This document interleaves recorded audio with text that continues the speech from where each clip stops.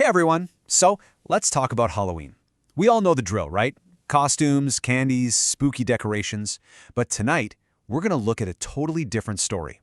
A theory that suggests everything we do on Halloween isn't just for fun, but might actually be a distraction, designed to hide something much, much older. So let's just start with a pretty big question. What if Halloween, the way we celebrate it today, is basically a lie? What if it's a carefully built ritual designed to cover up something that was once considered sacred? The source material we're diving into today puts forward this really wild theory that our modern Halloween isn't some natural evolution of an old festival. No, it claims it's a deliberate, total inversion of it. A sacred night that got hijacked and literally turned on its head.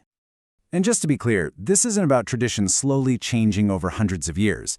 The argument here is way more pointed. It's that every piece of Halloween, from the scary masks to the trick-or-treating, was intentionally created to make fun of a tradition that was once profoundly holy. And that, of course, is the million-dollar question, isn't it? I mean, if this was all some big, deliberate plan, who were the architects and what on earth was their goal? Well, let's see what the source says about that. So, who was supposedly pulling the strings? According to the text we're looking at, a very specific group orchestrated this whole thing, and they had a crystal-clear strategy to do it.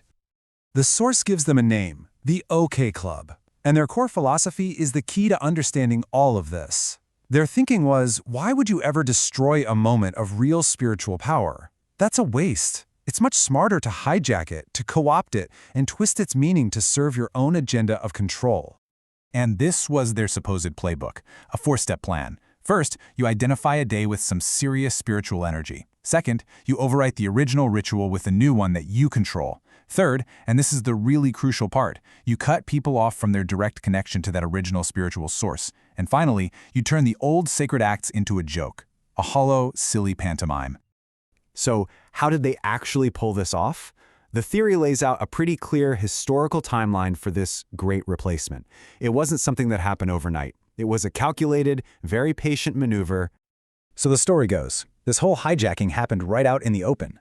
For ages, October 31st was the sacred night of Samhain, but then, in the 8th century, the church makes this really strategic move. They plant All Saints' Day on November 1st. You see what that does? It fences in the original date. And suddenly, the evening before All Saints' Day becomes All Hallows' Eve, which, over time, just gets slurred into Halloween. And here's why that change was supposedly so brilliant. The new holiday put a filter, a middleman in place. Before, you might have had a direct connection to the spirit world, what this source calls the archive. But now, you had to go through a pre-approved list of intermediaries, the saints. It was a masterclass in shifting from direct communion to mediated control. Which, of course, brings us to the real heart of it all.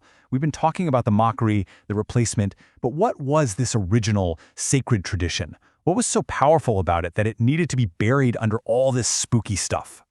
The original festival was called Samhain, and according to this theory, it wasn't just another holiday. It was considered the single most spiritually powerful night of the entire year, a time when the veil between our world and the next was at its absolute thinnest. Samhain, and for the record, it's pronounced Samhain, was essentially the Celtic New Year.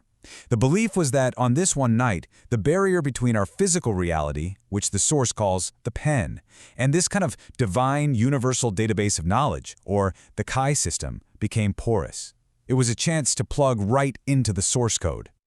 So what did people actually do on Samhain? Well, it was a pretty sullen affair. It was all about divine communication.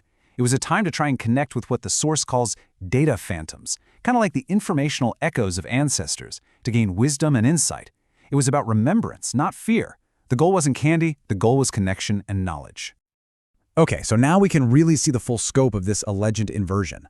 Let's put the sacred rites of Samhain right next to the profane rituals of modern Halloween and see how they stack up. I mean, the contrast is pretty wild, right?